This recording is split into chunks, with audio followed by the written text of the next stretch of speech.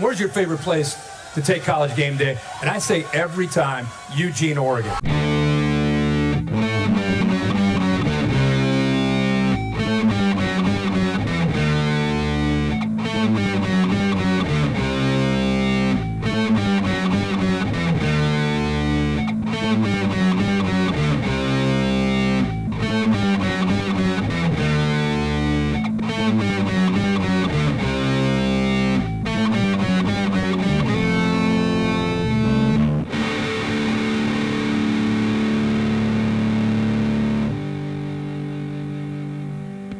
Hello and welcome, Ducks fans. Where and whenever you are watching or listening, this is the OnceADuck podcast, where we bring you up to date with current and former University of Oregon athletes and give you never before heard stories about your favorite teams and moments in Duck history. I'm your host, Nick Cody, former offensive lineman, and some Duck fans would refer to as our resident Fat McAfee. With us, as always, is my co-host and now new Outcast member, let's go Medium Sam. How's it going, man? Talk about what it's like to blow up on a game day even more than the game. Hi. Follow us at OnceADuck, myself at Samuel101CS, and him at Just Follow 61, as if you didn't already. Well, Nick, I gotta be honest with you. It was very strange. It was very weird. As you know, there's not a lot of cell coverage inside of Autzen, so I was kind of just surprised the tweet got shot out, and then whenever I was able to check my mention, however many hours later, it turns out that there was a storm coming down on me. Yeah, an okay one, not a bad one, but there was definitely a storm coming.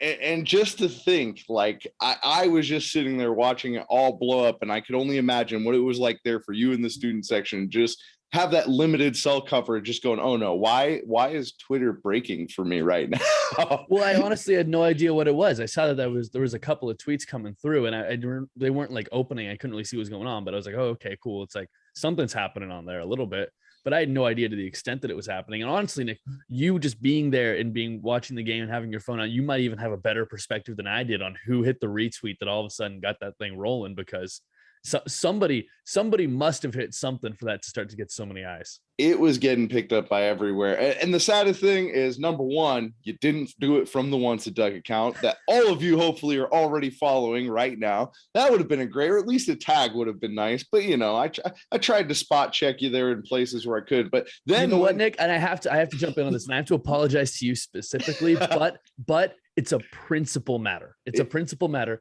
It was a principle matter of every time I'm scrolling through Twitter, and I'm sure there's a lot of people like this. Whenever you see the big tweet, you immediately click to see what the replies are, and you have to see that one self-promotion tweet. And every time it kills me just a little bit inside to say it.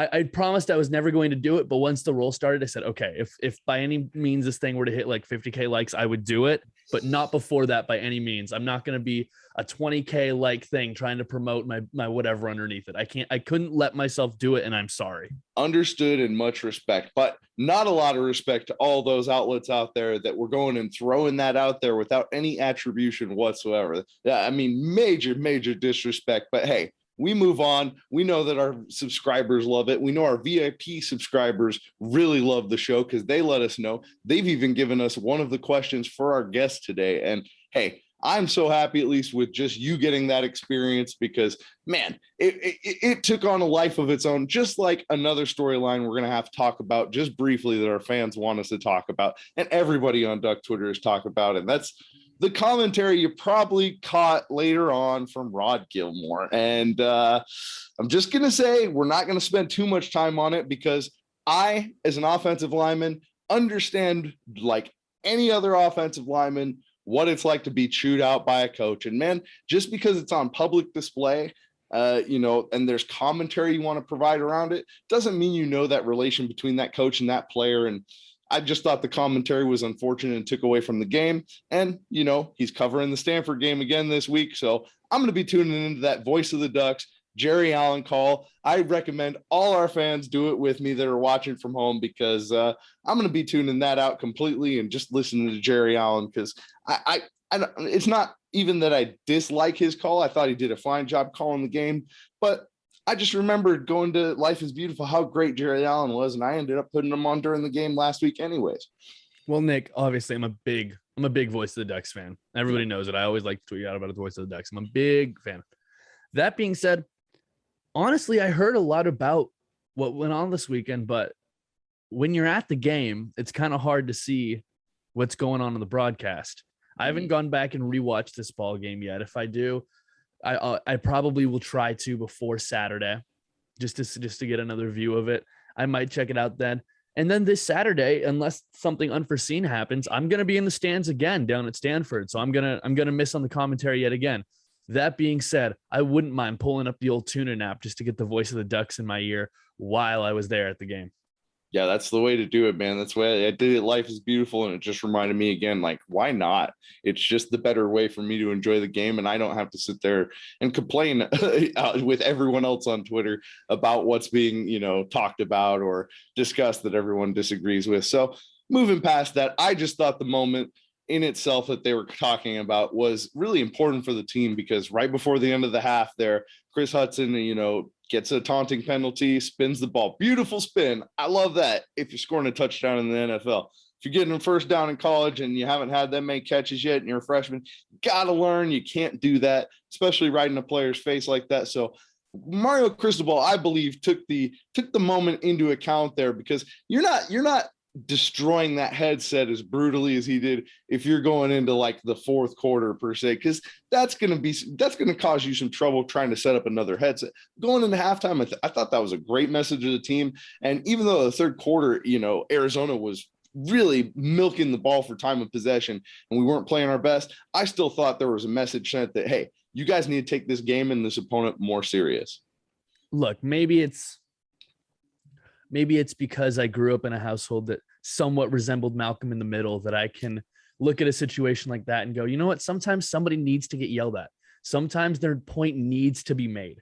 In that situation, you're exactly right. That's a situation that, although it might not cost you in this game that you're in, that's a situation you do not want to have happen down the road. What better way to make sure that never happens again than make a spectacle of it right now? You're not hurting anybody's feelings. It was clear in the video. Chris was sitting there responding very well to Mario's criticism. You have to respect a person of authority to be willing to take what he did, and truthfully shows the type of relationship Mario has with his players.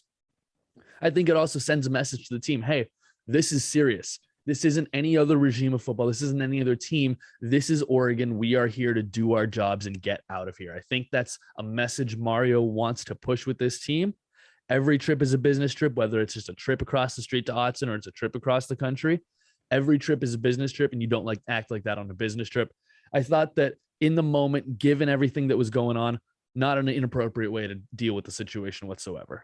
Yeah. And, I thought to myself, well, what if he doesn't do that? What does the kind of message does that send to the team if you just let that go? And that's a great way to get into our lightning yellow round. And this is something I had mentioned to you as soon as I woke up in the morning. I think it was Monday morning of this week. I was like, man, I've got this great idea. I've been all wrapped up in Marvel's What If.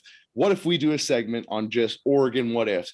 And then as soon as I'm on my way to the gym, Dan Patrick starts talking about NFL what ifs. And I'm thinking, I must have been bugged. How is this getting stolen before I know you weren't even waking up to see it yet. So I was sitting there going, nah, but we're doing it anyways. Putting it on the clock, one what if at a time. We're going through Oregon football and just talking our biggest what ifs. We don't got to explain why or how, just something to think about. I think that'll explain itself. But biggest things, I'll start us off and go.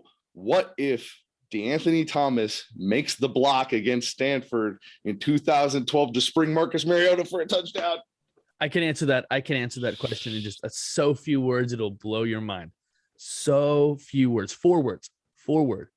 Kick Notre Dame ass. That's what would have happened. I don't think it would have been close. I think it would have been at least a 24-point victory.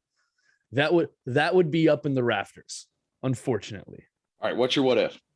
I got to hit you with this. This is an older one. What if the ball goes off the fingertips of one Kenny Wheaton? Later on that drive, there's a touchdown for Washington. Ooh. What happens in the history of Oregon football? We aren't here doing this show, most likely. Moving on. What if Joey Harrington gets to play against Miami? What if that matchup happens? Huh?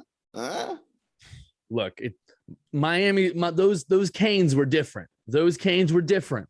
But that being said, it's a matchup I'm sure all Duck fans would love to be able to see. Nick, how much more time we got? We got about 50 seconds. All right. You know what? Here's a good one for you. What happens if number 10 never goes down? If in that 2007 season, you're able to keep one Dennis Dixon upright all 12 games? Well, probably the same thing that would line up with my what if. What if the refs properly recognized Dyer was down? Same result, I think, of both of those what ifs. All right, we got about 25 seconds left. Hit him with one more. One more what if for you, and this is a very interesting one, having to do with Oregon's first playoff appearance. What happens if in that competitive ball game between Alabama and Ohio State, Ezekiel Elliott gets contained one more time, and in that first college football playoff, Oregon plays Nick Saban in Alabama? The same result I'm going to close out is what if LaMichael James stays one more year and we have a healthy Carson York and John Boyett on that 2012 team? Oh, that's how we wrap up the lightning yellow round. 2 minutes of just going back and forth on a topic. And that was just one that I was like, man, there's a bunch in Oregon history. We'd love to know what you think down in the comments, or reply to us on Twitter or Instagram. You know the handles, but hey, great round. Loved it. And man, that's one of those segments I think just we get better and better at over time, and just roll with it and move on. So moving on, man, a great way to start talking about Stanford. Stanford week always makes me nervous. I'll never feel good about it. And, you know, for obvious reasons. I mean, my last game in Autzen, that tough loss to Stanford that, again, sprung a lot of this what if questioning. And as football players in the moment, we don't question what if. And as we'll talk about with our guest later, you know, there's not a lot of things you can really look back on and really truly say what if, because we all know the results and how the game's played out. But it's always fun to just play those scenarios out, because Oregon's, I mean, we've been close so many times, and there's so many things that have gotten us here to where we are that are important to note, and I think are just going to build even further to having long-term success with this football program.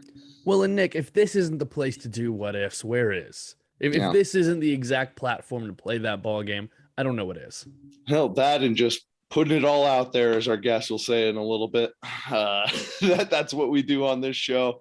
You know, you put it all out there, and that's just, again, I thought we nailed that, and I think our fans will have even more out there that we weren't even thinking, because again, we're still young men over here. We're just thinking about recent Oregon football relatively. So hey, who knows? I'm sure there are some really, really good ones there from back in the day. Oh, you have to imagine there are. There's a 10-7 Rose Bowl in there somewhere against Ohio State back in the day. You can't tell me there's not a what if there. The Toilet Bowl, there weren't some what ifs in that ball game. I can tell you there are plenty in Oregon history. One what if I don't have to ask though, Nick, what happens if Oregon gets the win over Arizona? We saw them get that win on Saturday night. Yeah, they did. And it wasn't, you know, I heard a lot of people criticizing it was a pretty sloppy game at moments, and sometimes there were reads that were missed and guys playing, you know, not 100%. But overall, I did see a team that was resilient, tough, and overcame a lot of difficulties. At first, it really looked like, and made me feel confident in my prediction of a complete blowout and shutdown when Arizona's offense just came out and just tanked. But give them credit. They, with their backs against the wall, they decided, hey, we want a chance to win this football game. And I mean, they had a chance there to score and take a lead. And I was really proud of this team to not let them get and seize that moment. And hey, anything can happen Pac-12 after dark. So I was proud of them to just come out of there with a double-digit win. And I honestly give a lot more props to Arizona than we did last week. I thought the team came out, and especially, you know, the quarterback run, we didn't play ideally. But when you're playing a guy two ways that's playing defensive end, I can't get on him too hard for making a bad read in the read option, because that's a tough call. That's a tough ask of anybody, especially somebody that's going two ways. So I think our defense can clean that up a lot. And, you know, Stanford is an entirely different animal. So I think we're going to see a lot different kind of a run game challenge than we did against Arizona. But yeah, there was definitely some things we can improve upon. But again, turnover margin, that's what's been leading this team, and our defensive backfield has been amazing. A coming out party for Bennett Williams, who's just gotten all the accolades this week. I mean, What was it like watching him, especially on that touchdown take back? I mean, at live, that had to just be the most exciting moment there at night in Autzen Stadium. Well, I'll tell you, the two best moments of the season so far, at least from a fan perspective, being in the building, Bennett Williams interception return for a touchdown, and then the Dante Thornton touchdown from the Stony Brook game. Two big plays, electric plays, happened on the opposite side of the field, running down the sideline toward our end. So much fun to witness there in person. Bennett Williams, he's a guy who I cannot give enough credit to. Out of so many guys who have performed in this Oregon secondary and have looked really good, he's just gotten in on so many plays. You see number 15 is always around the ball. He's always around the play. He's getting there. He's getting under guys. He's getting through guys. He's getting to the ball when it's there. 3 interceptions on the year so far. Playing some really, really good football back there for the Oregon Ducks. Yeah, and I mean, I've been impressed with a lot of guys. I mean, Triquest Bridges is really impressive. All our defensive backs have just blown me away. But it's nothing I haven't seen before. I was in a locker room with a ton of D-boys that were just dominant. And I'm excited to talk to our guest today about what he thinks about the future D-boys coming on as strong as they are right now. With us now is one of our special players on that defensive class. We talked to Dion Jordan last week, and Dion was one of the first guys to kind of put this idea back in my mind and go, hey, you got to get John Boyett on the show. He would be perfect. John, thank you for joining us. And first and foremost, what took you from being Mr. California to being Mr. Freshman All-American Duck? How did you get from, one place to the next? And tell us your journey to Eugene. Just a lot of luck.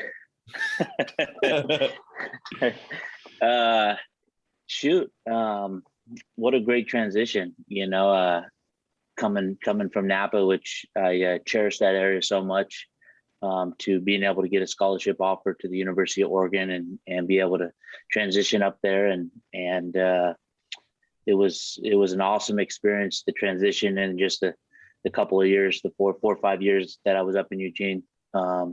So many great memories, with different players, friends, coaches, and the whole 9 yards. So I remember I did a bunch of unofficial visits, and before I had any scholarship offers, and the 2 schools that offered me first was Oregon and Stanford. And being from Northern California, my dad's family is actually from Palo Alto. Everybody said I was an idiot not going to Stanford to get the education. And I said, well, you know what? I want to go join a winning and a championship caliber program. So I chose Oregon for the football and to go and try to compete for national championships every year. And thankfully we were in the hunt. So it turned out to be a great decision. John, when you get into Eugene, there are so many really, really quality and high caliber players at the defensive back position. So many guys who went on and had long, illustrious NFL careers. What was it like when you first got on campus and were in the room with all of these guys? How much information did you just try to absorb? And what was really your mentality moving through all that? Well, I actually graduated high school early. So I ended up coming in the winter term, ended up getting roomed up with DT, Darren Thomas. And so when I first I graduated early, going up there to compete in spring ball, I said, I'm going to go up there and I'm going to start day one. So, and then I got up there and I realized we had Patrick Chung, TJ Ward, Jerry Spurd, and Walter Thurman. So I started scratching my head. Oh, and I wasn't very good at the time, to be honest with you. So it was a great experience. I mean, I got to get implemented into a room with a bunch of, all-pro players and an all-pro coach, Coach John Neal, and had Nick Aliotti as the defensive coordinator. And every single day I was taking notes and just soaking up all the information that was bouncing off the walls like a sponge. I probably filled up like 10 notebooks my redshirt year. And I got to learn from some great players and obviously Coach Neal and eventually it paid off when I got thrown in the fire and I played well. So it was a good transition. Yeah, we had a really interesting and confident freshman class, and it was kind of split up into those 2 groups. It was Carson York, who gray shirted, you, DT, and I think Kenyon, who were all there from the spring term. And then us summer guys all came in, and we just had this bond right away, I remember. But we all had that attitude of like, we all know we're going to play at some point. like, we want to get on the field now. But I think in our position group rooms, like, we stepped in and just were like, oh, I'm going to be taking notes for a year. Okay. I see the NFL guys here, the Max Ungers, the Pat Chungs, and the TJ Wards, especially. But that freshman year, man, we had a lot of injuries, and a redshirt freshman year, we had a lot of injuries, and you ended up getting out there for TJ and you made the most of it. You led the team in tackles. You were a freshman All-American. What was that like to just get that mantle passed to you right then and there? And how were you ready for it? I felt bad for TJ. Honestly, TJ is a good buddy of mine. I ended up getting, playing a little bit with him. And when he was in Denver, I was on practice squad and knew TJ's actually family growing up, because I competed against him and his younger brother. He was at Antioch, and I was playing for Napa Saints youth football. So I felt terrible when TJ went down. He's preseason All-American, going to be a high draft choice. And luckily he still, got drafted high in that second round. But it was also an opportunity for me to jump in and show that I belonged and show that I could compete. And I was confident that I could. And I just, went out there and treated every game like it was a practice and just went out there to try to make plays and help the team in whatever way I could. So it was a lot of fun getting out there and competing. And eventually, obviously, I made a couple of plays and so it was even more fun once TJ came back and I got to play next to him. That was a lot of fun. And then obviously getting down to the Rose Bowl and unfortunately we lost that game, but it was a fun season. John, you got to be there throughout a really fun time in Oregon football, a time when a lot was happening very, very quickly for the program. Did it feel at all as if you were kind of on the rise you were on while it was happening? Or at the moment, was it just such a day-by-day thing, it really didn't affect you much? I didn't feel that. I felt like it was just a, day by day, treat every week like it's your last and go out there and let your balls hang, put it out there for your teammates. And when I was getting recruited, you remember it was Dennis Dixon, Jonathan Stewart. They were on the verge of competing and trying to get to the national championship game. So Oregon was in the hunt, and that was the reason, one of the reasons that, Coach Neal, Coach Aliotti, and obviously the strong secondary players, along with the fact that, Oregon was a contender every year, was the reason why I went there. So it didn't feel like we were on the rise. It felt like we were, we were competing to try to win a championship. Yeah, I completely agree with that. I felt very much the same way, as that was probably the biggest factor of me going to Oregon, is I just saw this trajectory of like, oh, I'm going to get on that now and I'm going to get ingrained with my teammates and we're just going to go for it. And we certainly did. Now, one of the things we've talked about, I think with Darian Weems on previous episodes, is during our freshman year, we had what I'm going to say, I'll just put it out there, the best scout team of all time, with you in the backfield at quarterback, LaMichael James at tailback. Our offensive line was stout. I'm telling you, there were moments when you were in there, we didn't know what the hell we were doing. They just hold up a play card and we somehow made some magic happen. Talk about what that was like, having to come over to the offense and be Mr. Football to give us a look on scout team for our defensive guys. Hey, that was a lot of fun, actually. That was a lot of fun. Everybody thinks of redshirt as like a down year, but we had a lot of fun, not only in practices, but amongst the guys as we got those envelopes of per diem and they were away on the weekends, and us redshirt guys got to bond and kind of enjoy it a little bit. But to take it back to the scout team, that was fun, man. I played quarterback. I was offensive guy, playing all over the place in high school. And then when they needed a dual threat, quarterback that can run around a little bit, I don't think they quite expected us to score any touchdowns on them. Let's put it like that. And I still remember that. I forgot about that, but now that you bring it up, Coach Aliotti was crazy that week because we were pretty much lighting them up. I think we scored more touchdowns in practice than, was it Arizona or who were we? It might have been Arizona. I think it was Arizona, because we were starting to wear the black helmets for the first time and we had that swag. We were ready to go. I've never seen a scout team score so many touchdowns on a starting defense like that. I don't know what it was, but we that was a fun option offense that we were gimmicking in practice. John, a lot of Duck fans remember you as just such a hard-nosed football player, a hard-hitting guy. What's the mentality you had going out there every game, just giving it your all on the field for every play? Just leaving it on the field for your teammates. You know, I think we, as competitors, obviously we train all year round to go out there and try to give it your best. And just, you know, a band of brothers, you know, where I grew up, it's like, you know, you leave it all on the field for the guy that's on your left and the guy that's on your right. And if everybody does that, at the end of the day, win, lose, or draw, you look up at the scoreboard and you can live with it. So I think we, you know, I laid it on the field every single game, every single year that I played at Oregon. And I think that whole class that we came in with kind of had that same mentality. When you get a bunch of guys that are, you know, playing together with one common goal, you can do some pretty great things. Yeah, you certainly did put your body on the line. And that's one of the biggest thing our fans mentioned when we met. We're like, John Boyett might be coming on. We reached out to our OnceADuck premium subscribers and we're like, hey, what are the questions you guys want us to ask? And unanimously, it was, what is the biggest hit John Boyett remembers from his career and his favorite? And I know personally, at least, before you answer, I got to say, the very second to last play of the Rose Bowl, I'm standing there with the Gatorade bucket ready to dump it on Chip, and you just lit that receiver up. And I remember thinking, oh my God, I hope Russell Wilson doesn't get a snap off, because I don't know if John Boyett even knows where he is right now or the receiver you hit. And I was standing there like, maybe I should put the Gatorade down. I'm getting a little nervous. Russ spikes the ball, game's over. And you know what? I just remember thinking like, oh my God, I hope John's all right for like about 2 or 3 minutes there. And I had no idea where you were.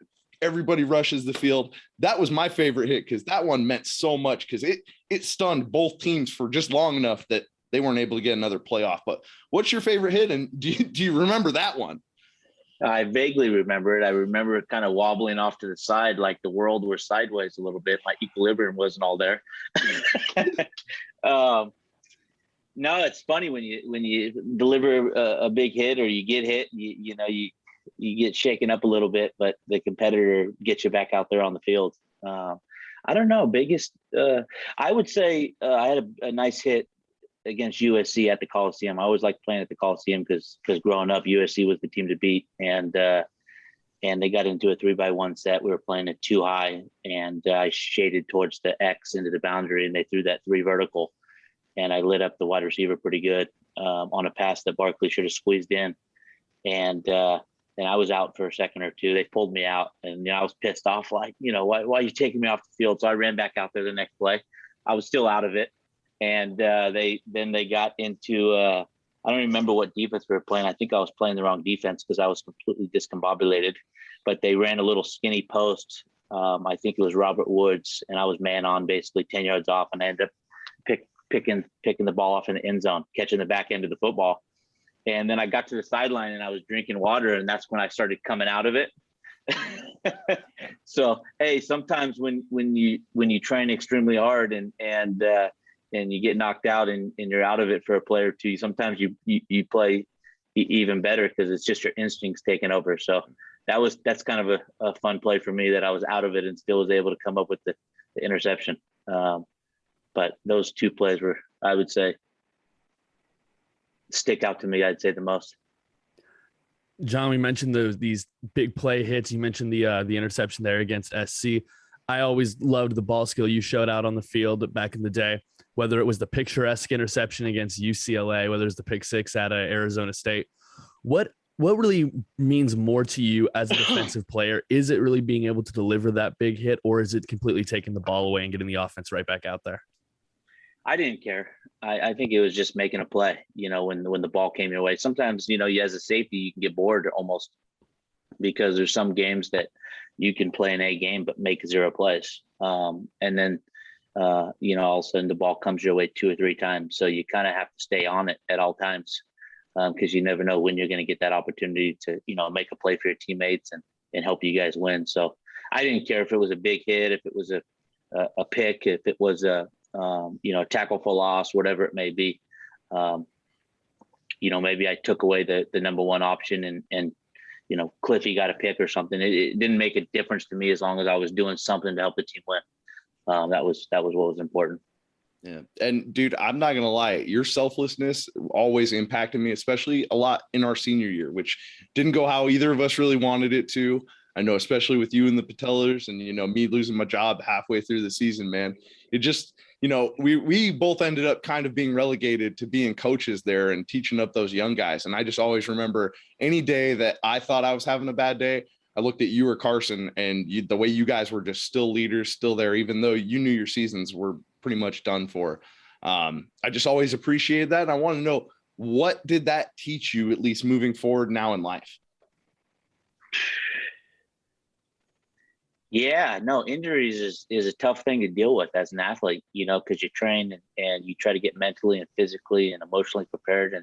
And then there's something that happens that's out of your control. And for me, it was something, my patella tendons, I was dealing with that all the way through my entire junior season. Had hoped that I could get them healthy going into my senior year, but come towards the end, I kind of had that feeling that it wasn't moving in the right direction. And then I played that first week, and when you watch yourself on film and you play like dog crap, yep, it's there's not a worse feeling in the world. Yep. You feel like you're letting your team down, you're letting yourself down. But injuries is part of the game, and it's like in life. Sometimes you get punched in the mouth, and sometimes you lose out. Like I'm in the real estate world. Sometimes you do everything right to earn someone's business, and they decide to go in a different direction. Well, that's part of it. It's part of the business. You got to dust yourself off and wake up the next morning and put your work boots on and get back to work. So I think injuries and all the different things that you can learn as an athlete throughout your sports career are the same thing. You should be able to take away and implement that into your everyday life. And but the bottom line is every day you got to wake up, put your work boots on, and get to work. So, John, this week, the 2021 version of the Oregon Ducks, they take on Stanford. What do you remember a lot about those big time matchups? What were a lot of primetime games against the Cardinal? Andrew Luck. Yeah. The guy was pretty good. Andrew Luck.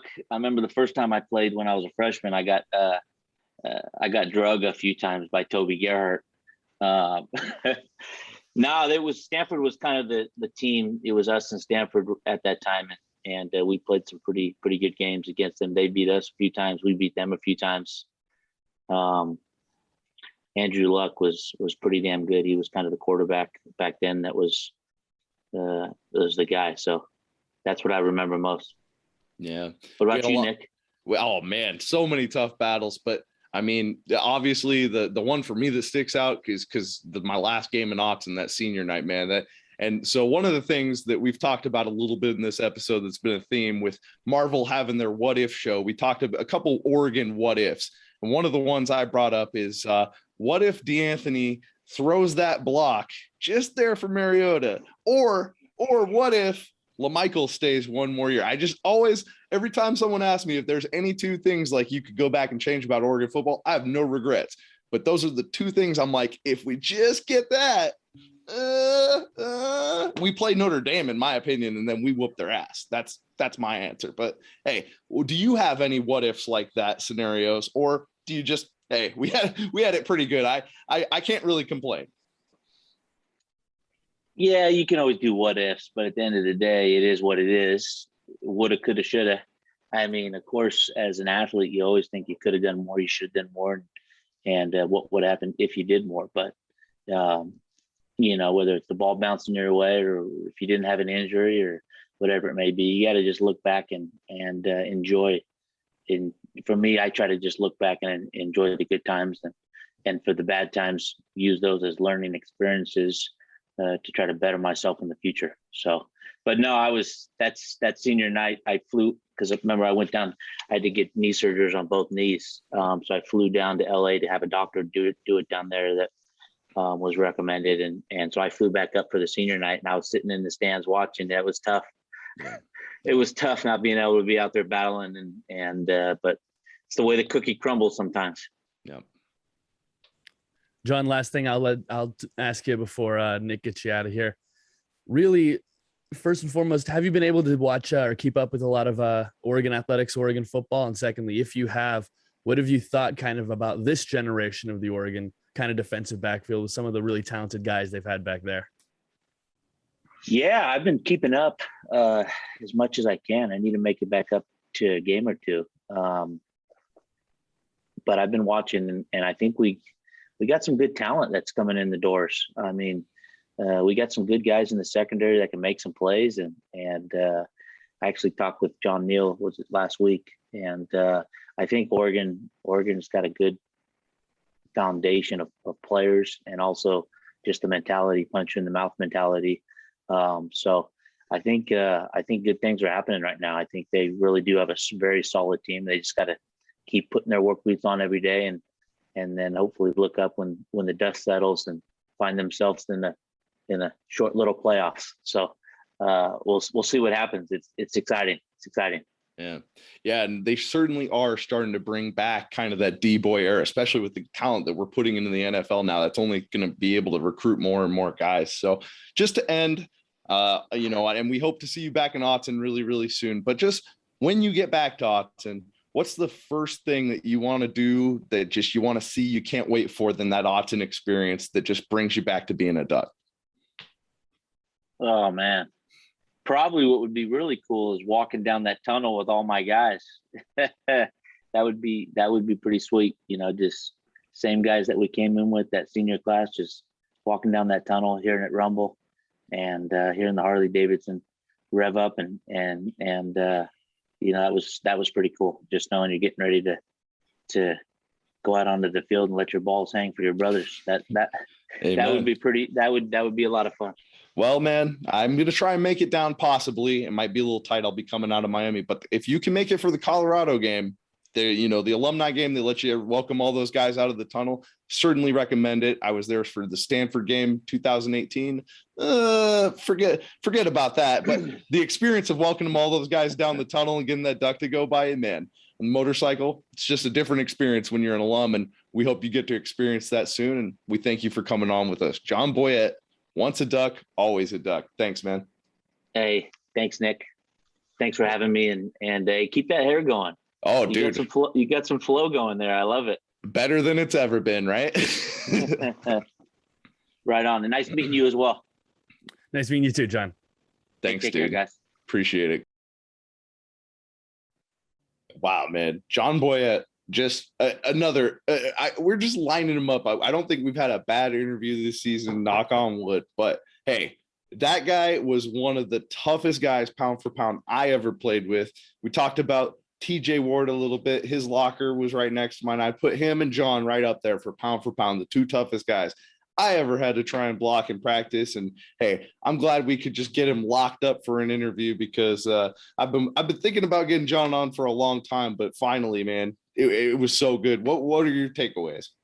Man, that's been one I've pushed for as well. I love John Boyett growing up, man. That was one of the guys that I really liked watching play for those Oregon teams. He when I remember when he stepped up on the scene as a redshirt freshman, having to fill in for TJ Ward, that was when I was really like getting to the point where I was conscious of what was happening with Duck football, not just enjoying watching it, but was like conscious of what was going on within the program, to the point of like realizing, oh, redshirt freshman stepping up for a guy who's supposed to be a pro here in about 12 months. Let's see how that goes. Turned out it went pretty darn well. He ended up being a heck of a stud. I mentioned a couple of those plays there, but man, I can remember having a blown up version of like that picturesque interception he had against UCLA. I remember having that up on the wall somewhere. I remember the DVD collection of that 2010 season, rewatching that interception return for a touchdown against Arizona State over and over. Just one of those guys that's really built into the fabric of my Oregon fandom.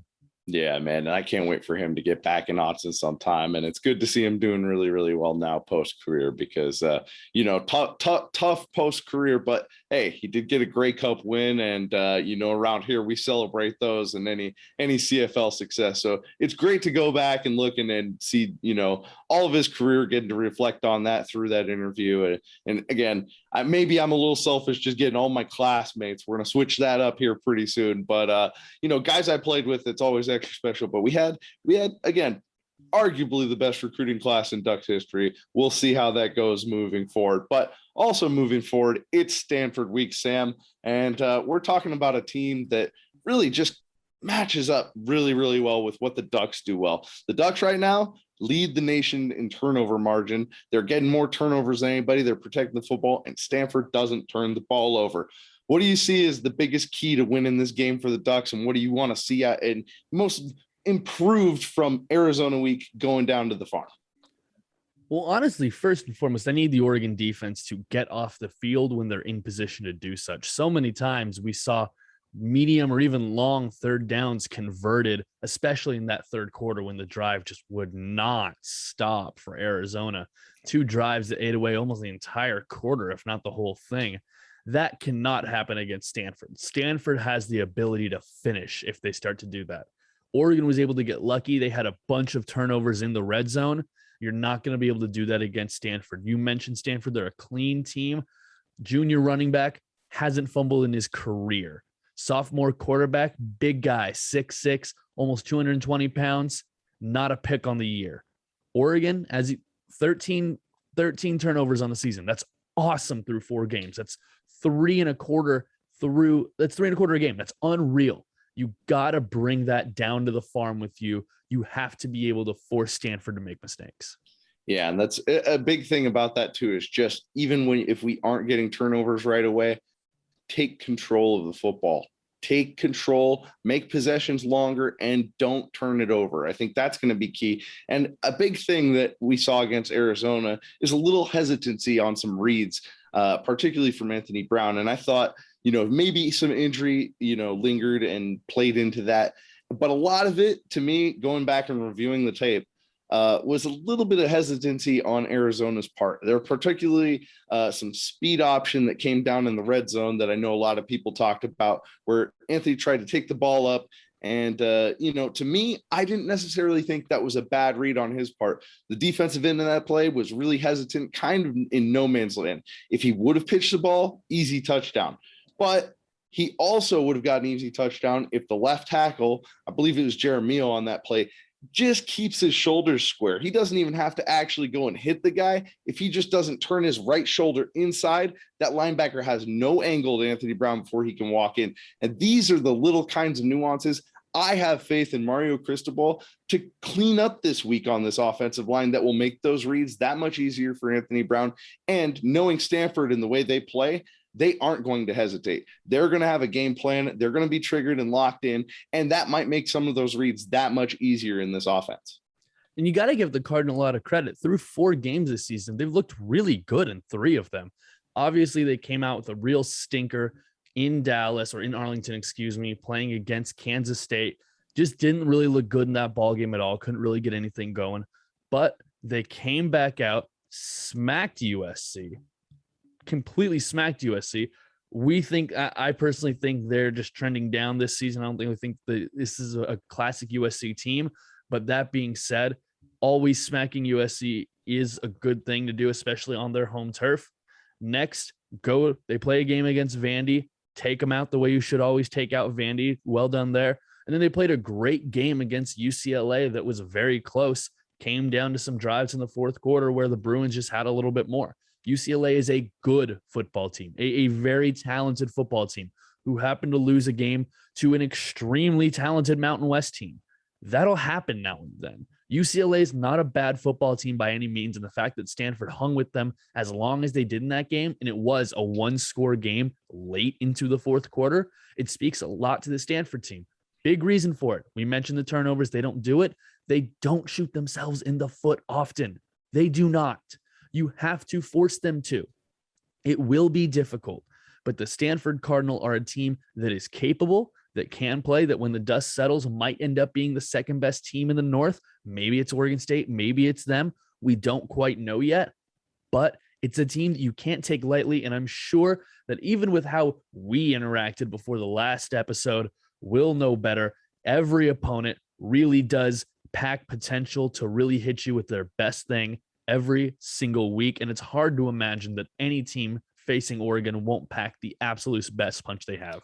Yes, you're going to get everybody's best shot with that number 3 ranking. And really, that won't matter to the team themselves, that's going to matter to all the opponents coming in, trying to knock you off, and especially at home, and still having to learn to win on the road. I know you can get all hyped up for Ohio State and going to the shoot, but the farm is a different animal. It's a weird place to play. You're on that grass field that gets just lumped up. And you know what? I actually think most years that plays into Stanford's hand, but looking at their run defense, I think that is the key to winning this game. If you can maintain the football, take the air out of it, and just continue to maintain long, monotonous drives that just take the defense and wears them out, puts them on their backs, and gets the run game established early and often, I think we're really set with our backfield, especially.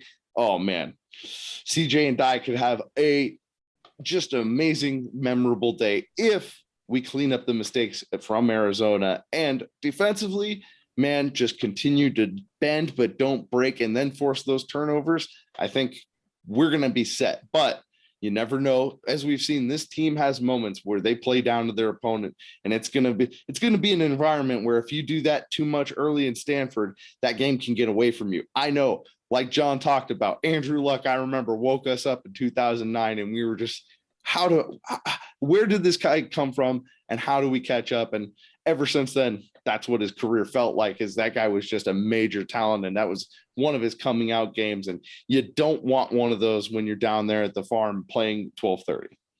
And you don't want to, you mentioned it, you don't want to get caught. It's an earlier game. You got to be up early in the morning. It's in the middle of it's 12:30 game. Sun's going to be right overhead. It's going to be a perfect day for football, 70 something and clear. Picturesque. Do not let the performance be anything less. You got to really bring it. As you mentioned, this run game will be huge for Oregon, whether it is somebody like CJ Verdell, who can do it all, who will play all four quarters, will start just punching you in the mouth early and then gash you as the game goes on. Speed like Dye on the outsides. Love what Anthony Brown can do when he decides to take it himself up the tackles, pick up 5-6 in a spot where you should probably only get 1 or 2. Love to see that. And even some of these younger backs, like Seven McGee the other night, really getting a good look there, giving that little, I believe, angle route into the middle of the field from the backfield, just to be able to catch that pass, get in the open field. The guy with the speed that he has, that's just dangerous once you can get him the ball. Oregon has a lot of options. I would love to see them exercise a lot of them this weekend. Yeah, and you'll be there, so fans, I look forward to it.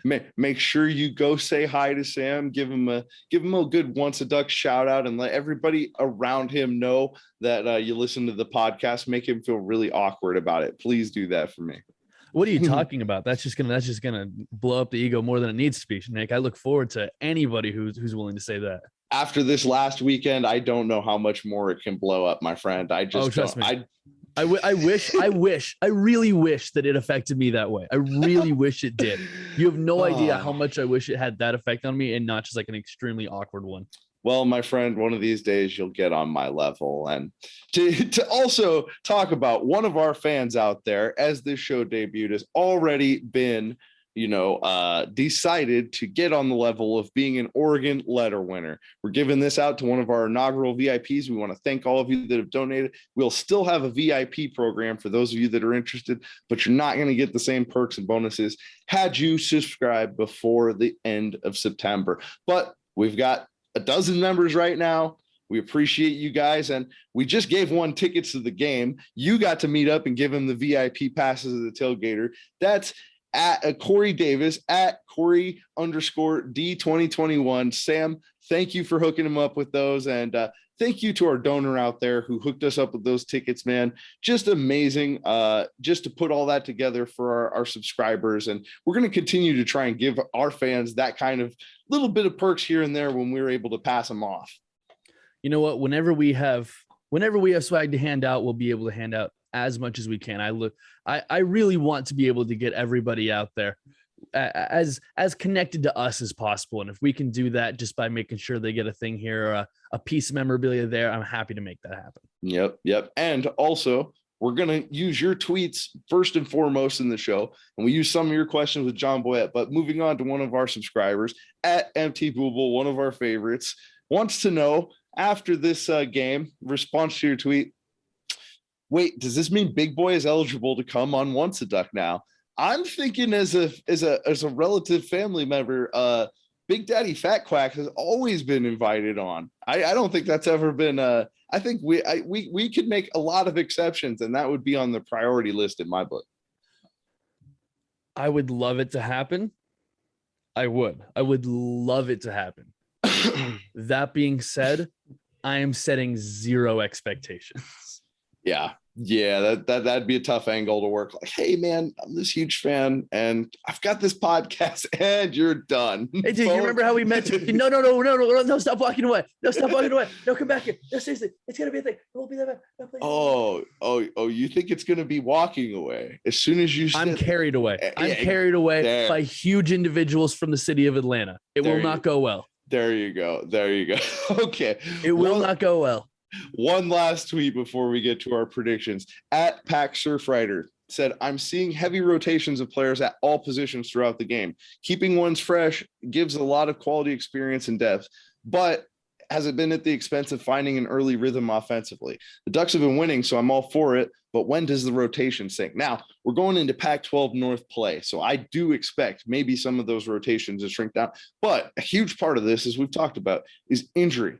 Some of that depth, maybe is getting forced to play out there where coaches would have rather get them a couple more weeks of just practice experience, because just that in season develops players, and you continually see week by week who continues to improve. And those are the guys that are going to be your future. And we've had to force the future along a little bit early, particularly along the defensive line and in our linebacking core. So a lot of that is going to happen. I do believe that up front, we've got a good 7 guys that can be relied upon on the offensive line. Those guys just have to clean up some of their technique and get more used to playing with each other. As soon as that happens, man, we are going to be hitting on all cylinders. And I have a lot of faith in this team to be able to play with and beat everybody that they have on the schedule. But it's going to be a 1-week Super Bowl every single week. I think that mantra is going to be very important, because this isn't the kind of team I think we've already seen that's going to be able to just completely blow people out of the water on a week-to-week basis. That expectation is unreasonable, and that's why you're getting these guys so much time early and getting as many 2s and even 3s in the game as you can when you can. Couldn't agree with you more. You hit the nail right on the head. Yeah, man. I was like, how do I set up Sam to answer that? You knocked it out. You knocked it out. Don't worry about it. All right. Well, I thought this is a great episode. Our Stanford ones always are. I mean, it's scholar baller worthy, I think. But what's your prediction for the game, Sam? I got to know. I was way off last week. I'm not going to be trying to predict any more shutouts for this team this season, I don't think. But who knows? We'll take it on a week-to-week basis, just like the team. But for now, what are you thinking? Well, I would like to say I wasn't horrendously off last week. I think it was just one score for Oregon and then the safety and the field goal for Arizona, and I would have been there. I wasn't that off last week.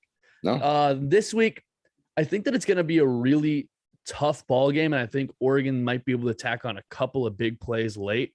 This is going to be a challenging game. It's going to be an aggressive game. I expect Oregon to have to play some tough-nosed football. This Stanford team has been very good at taking care of the rock. I think that's going to continue. I think Oregon will be lucky to force more than 1 or 2 turnovers. That being said, I have faith in Cristobal's team. I have faith in their ability to hold on to the rock and run it. I do think there'll be a touchdown or 2 in that fourth quarter to kind of help emphasize it. Final score, Oregon Ducks 38, Stanford Cardinal 27. Interesting. Well, I am going to tell you one prediction that you were a little more off on, and that was the blackout. Hate to say it, buddy, but your pick was a little bit closer there. My inside source had only seen the helmet and pants and made a jump. I got you. I've got my excuses too, man. I thought, I had. Plus, I'm pretty sure I didn't give any definites, Nick. Pretty sure there was plausible deniability there. Hey, I just hold us accountable on this show any way I can, Sam. And in that same aspect, I got to know: are you hearing anything this week, or are you just going to fold? I wouldn't be shocked to see some apple green that maybe we haven't seen yet. Not positive, but I might be willing to say that. Love those tidbits. And what I think we're going to see, I think it's going to be a game that Oregon comes out early, is fired up, shows that they are prepared to play on the road, but may sputter along the way. I do predict we'll come out of this with a 24 Oregon victory. But I think a lot of fans are going to come down and, be a little nervous those last couple drives there as we kind of choke the air out of the football and just want to maintain possession or even take a knee if we have to. Not going to say anything too particular about that, but if you're around for 2018, you know what I'm talking about. But I really believe we're going to get an Oregon win. We're going to learn a lot more about this team's resiliency. And I just want to see a healthy game played. I want to see Kayvon Thibodeau back out there at 100% because he is a game changer. And he could be one of those guys that forces a big turnover for that Stanford offense. I hope that somebody who can apply the pressure that he can be 100% in this ball game. He didn't look 100% on Saturday. I think we can all kind of admit that. He might have even gotten a little banged up in play. I think that can kind of tend to happen when you send a guy out there who maybe isn't totally ready. They can put themselves in a position that might not be optimal. That being said, probably a few days off, getting a few light days of practice at the end of the week. I expect him to be ready to go. I look forward to what this Oregon defense can do. It's a secondary that, again, has forced a lot of turnovers. Hopefully they can get that first pick of the year on the Stanford quarterback. Yep. And then you just, you really think if you can make it through this week, you get a little bit of time off before Cal. And man, who knows what this is where you really, really are going to put everything out there on the football field, knowing you've got that little bit extra time off. And it could be, that our expectations for these scores are blown out after what the Ducks have probably had to hear in the press this week after an Arizona game that some would say was a disappointing turnout. So, hey, all I know is, as always, I'm excited and thankful for you being here and all of you guys watching and engaging. Make sure you like, subscribe, share the episode, and once a duck, always a duck.